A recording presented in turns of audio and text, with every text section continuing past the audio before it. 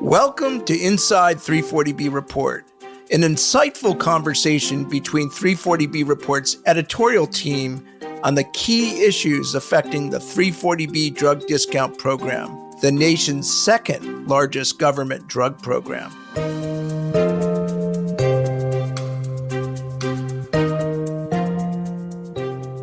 Hello, and welcome to the latest episode of Inside 340B Report. I'm Ted Slafsky, 340B Report's publisher and CEO. I'm joined today by Shannon Young and Will Newton, who are 340B Report associate editors and senior writers. First, I want to wish everyone a happy new year, and we're very excited for a very busy year in the 340B space. Before we dive into the latest developments, I want to let our listeners know that we're pleased to offer a special 25% discount to 340B Report first-time subscribers. You can go to the subscribe tab at 340breport.com and use the coupon code podcast25 to take advantage of the discount. I know you will find our news service to be a valuable investment. Also, I want to encourage you to check out 340B Report's new business-focused podcast, 340B Leaders Upfront, hosted by Anna Mangum. The podcast showcases conversations with industry executives who are at the cutting edge of innovation and leadership in the 340B area. Today, we're going to focus on the latest developments in a federal lawsuit that halted the federal government's 340B rebate pilot program from taking effect on January 1st as planned, and where things stand in another federal lawsuit that's more broadly challenging 340B rebates. We'll also discuss what to expect from states and Congress when it comes to 340B legislation in 2026. Let's start off with the federal court case currently before the First Circuit Court of Appeals in Boston. The American Hospital Association, the Maine Hospital Association, and a few other health systems filed the lawsuit in federal district court in Portland, Maine in early December in a last-ditch effort to block the January 1st rollout of the government's rebate model pilot. Shannon, you traveled up to rainy Portland, Maine for the December 19th oral arguments in that case. Tell us about what you heard at the oral arguments. Yeah, so it was an interesting pre-holiday court hearing up in Maine. We had a Maine Federal District Chief Judge, Lance Walker, who was a Trump appointee, heard oral arguments from attorneys that were representing the hospital plaintiffs and HHS during the hearing. It lasted about an hour or so, and it wasn't live streamed, so that's why I went up to cover it in person. The AHA attorney echoed a lot of the arguments that 340B providers have made surrounding HRSA's 340B rebate pilot in recent months. That includes that it would cost providers millions of dollars in administrative costs to comply with. It would hurt their ability to provide certain services. And the attorney also took issue with how HRSA and HHS crafted the pilot via the rulemaking process. They've argued that the government violated the Administrative Procedures Act, or the APA, by failing to consider certain implications of the rebate pilot, like its associated costs. The government's attorney, who appeared virtually, they were not there in person, acknowledged that HHS was still reviewing the comments submitted on the rebate program, but it argued that the federal law gives the agency discretion to effectuate 340B prices, including through a rebate, and that it did analyze the costs associated with the rebate model. The attorney also argued that hospitals failed to demonstrate that the rebate would cause irreparable harm or hurt the public interest. Judge Walker spent most of the hearing questioning the government's assertion that it properly considered the financial impacts of the rebate pilot before moving forward with its implementation plans. For example, he pointed to the administrative record in the case and asked what he's reviewing, quote, other than a sentence or two and the announcement that is going into effect, end quote. He also asked, quote, if the agency hasn't finished its consideration of important factors with respect to action already taken, how is that not arbitrary and capricious under the APA? And so while it's hard to get a sense from hearings like this of how exactly a judge is going to rule, I think providers walking away from this hearing we're optimistic that things could go in their favor. Yeah, you get that impression from a few of the folks who attended that oral argument that they felt like it went very well for the hospitals. And thank you for going up there, Shannon. I know that the judge ruled on the hospital's request for a temporary restraining order about a week after those oral arguments. Will, what can you tell us about that decision and what's happened since? Yeah, for sure. A ton has happened since, and I'm going to focus mainly on two really important court orders we've had since then. And the first one, as you mentioned, about a week and a half after those oral arguments, Judge Walker issued a preliminary injunction blocking HRSA from implementing its 340B rebate pilot program. He issued that order on December 29th, so just a couple days before the rebate pilot was supposed to take effect. And in that order, he had a pretty scathing review of how HRSA went about handling the rebate pilot. He criticized the agency for its, quote, threadbare administrative record, and also said that the agency likely did not really consider the full potential financial harms faced by hospitals under this rebate pilot. So this was a huge ruling, and HRSA just 2 days later on its website formally announced that it was pausing implementation of its rebate pilot as a result of this order. And still to this day, we're recording on January 8th, the pilot has not gone in effect as HRSA had originally planned for it to do. The other really big development that has happened since then is basically right after Walker issued this order, HRSA and HHS right away appealed it to a federal appeals court based in Boston. And the biggest decision from that appeals court occurred late on January 7th. And the First Circuit Court of Appeals in Boston basically just allowed the injunction on HRSA's rebate pilot to continue for the time being, meaning HRSA still cannot implement its 340B rebate pilot. And that court denied HHS's emergency appeal to reverse the injunction.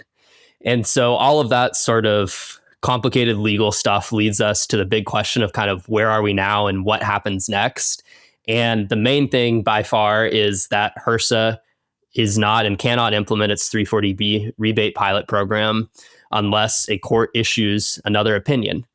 It's also important, though, to note that the rulings we've gotten so far from both of these courts were preliminary.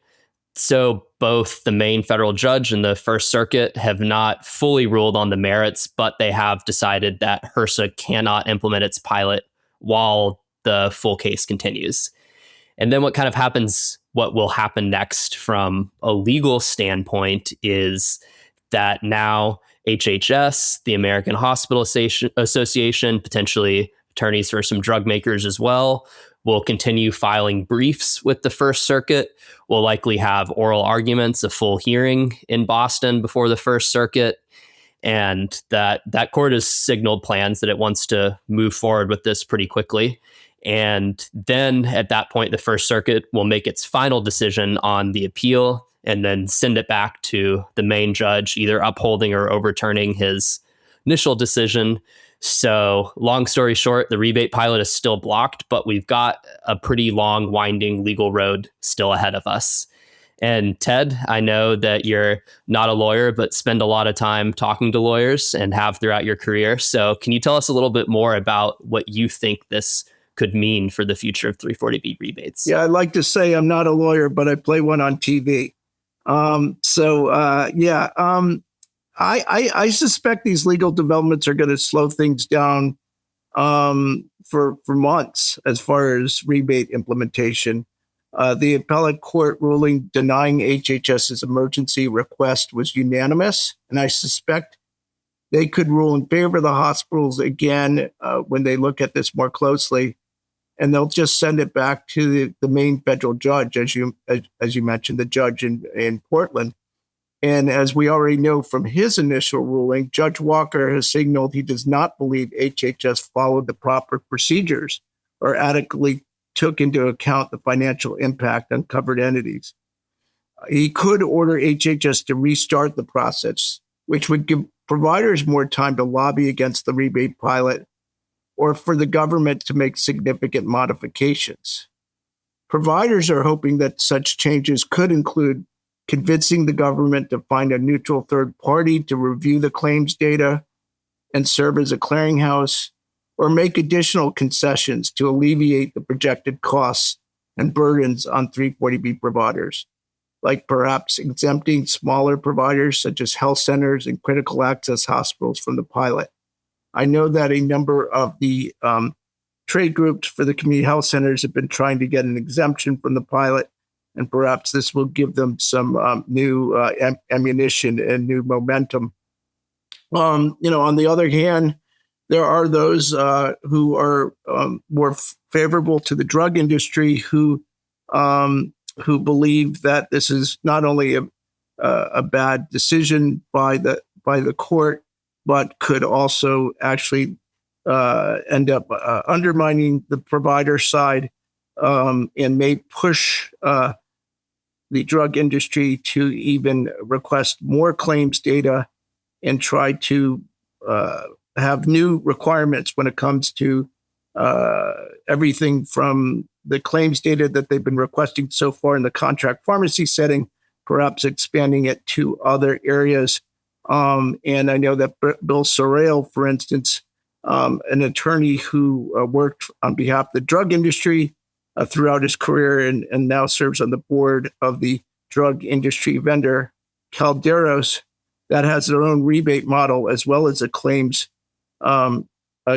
data review process. It thinks that the decision and the efforts by the 340B provider community could end up backfiring. So, that may be wishful thinking on behalf of Bill. Others think that this is just a great development and that it will be, and that will perhaps at the very least slow things down, give everyone a chance to breathe. I know that, for instance, the 340B report team was supposed to be taking a break during the holiday, and we ended up writing 4 or 5 stories during a 2-week process, including ones on December 31st and January 2nd. So, it's been a crazy month or two, and it looks like it will continue to do so. Yeah, Ted, I know I'm not the only one who was late to some holiday gatherings because I was refreshing Pacer. So it will be an interesting couple of months, weeks to see what happens here. But as a note, this is not the only federal lawsuit we have going on right now challenging 340B rebates. Will, what can you tell us about this other big case that we're watching that's in the Washington, D.C. court? Right. Yeah. As if the rebate pilot litigation in Maine was not enough to keep our heads around, there's an entirely separate rebate case also moving through federal courts, this one in Washington, D.C. And this one's a little bit different because it's looking much more broadly at what the 340B statute says about 340B rebates. So 2 federal district courts in Washington, D.C. last year issued rulings finding that the 340B statute gives HHS the authority to decide whether or not to approve or deny 340B rebates.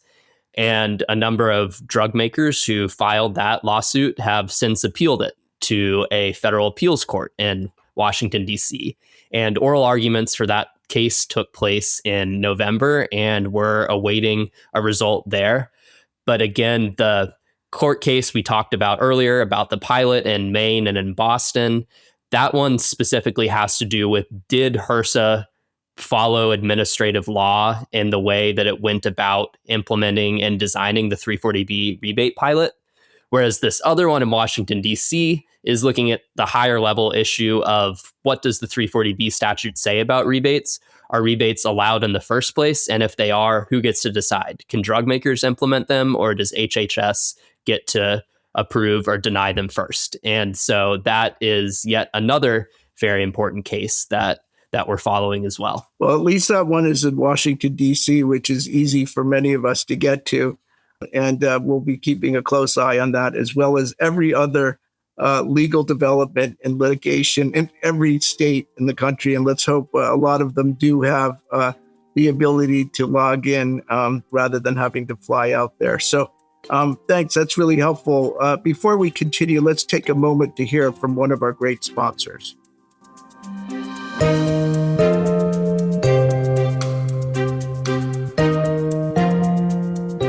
Verity Solutions is a proud sponsor of 340B Report. In today's dynamic landscape, having the right solutions and a dependable partner is more vital than ever.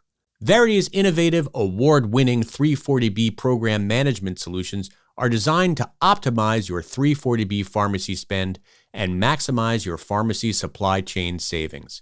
Verity is dedicated to helping you find new program opportunities and streamline workflows, resulting in more resources to enhance patient care. Visit Verity340B.com to start your journey today. Switching gears, let's discuss what 340B stakeholders can expect to see on the legislative front in 2026. Shannon, we got a little preview this week on what congressional Republicans plan to prioritize this year on the healthcare area. Yeah, so it's hard to say exactly what Congress will do these days. However, Politico reported that U.S. Rep. Brett Guthrie, a Kentucky Republican who chairs the House Energy and Commerce Committee, which oversees a lot of 340B bills, that he floated potential overhauls to a key prescription drug program and bills that would crack down on PBMs or pharmacy benefit managers at a GOP retreat this week. Politico didn't provide a lot of additional details on his remarks, but I reached out to Guthrie's office to clarify whether this would involve 340B overhaul legislation. And his spokesperson said that, quote, the retreat served as an opportunity to discuss agenda items for 2026, but that they were, quote, not ready to go into details on any of the prospective agenda items just yet, end quote. That a source did tell me that they understood Guthrie's remarks to be more broad and not specific to the 340B program because the E&C committee deals with a lot of different drug pricing issues. So we'll see there. Politico did note that President Donald Trump directed House Republicans to work on so-called most favored nation drug pricing legislation. The president, as you remember, has made lowering prescription drug prices a key priority for his administration. And he's announced a few deals with drug makers in the past few months that would look to bring prices for drugs in line with those paid by other countries. And so we'll see if there's movement there. House and Senate Republicans have been pretty reluctant to take on the drug industry, and a number of them have instead focused on PBM reform, which is one area of bipartisan agreement, which is rare in Congress these days. Many Republicans who sit on the Health Committee in both chambers are 340B critics or skeptics, and some have introduced proposals to overhaul the 340B program last year, but those bills really haven't seen a ton of action.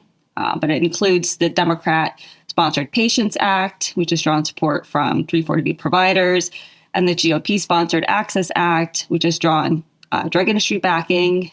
Both of those have been referred to the House E&C committee, again, where they've just kind of sat, haven't seen a lot of action. So will be interesting to see whether they see any movement this year. And then in the Senate, we expect the Senate Health, Education, Labor, and Pensions Committee Chairman Bill Cassidy, who is a Louisiana Republican and very outspoken 340B critic, to continue his efforts to probe and discuss overhauls to the 340B program.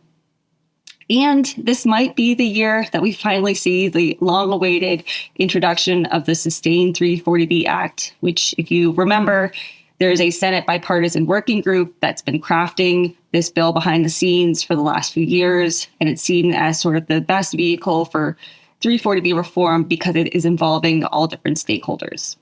Yeah, well, that's going to be interesting to see. I mean, perhaps this will be finally the year that we get the final bill that they've been working on for a number of years. We shall see. I know there's a lot going on, too, in the statehouses already.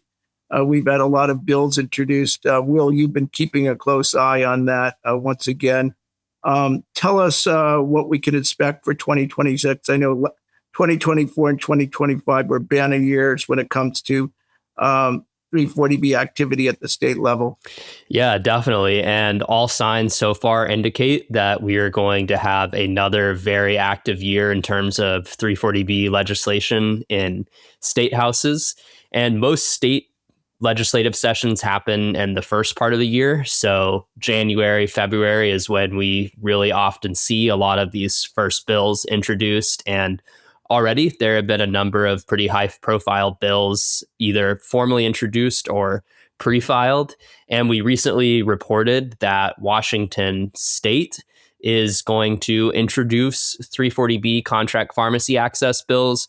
Those are bills that prohibit drug makers from restricting the delivery of drugs to 340B contract pharmacies in the state. So that'll be a really interesting development. And then a new development that we'll be reporting on soon is that in Florida, a contract pharmacy access bill is actually just pre-filed. So already it seems like we do have 2 states that are going to be introducing these bills. Keep in mind that 21 states already have enacted these laws, and the number looks like it's just going to continue to rise.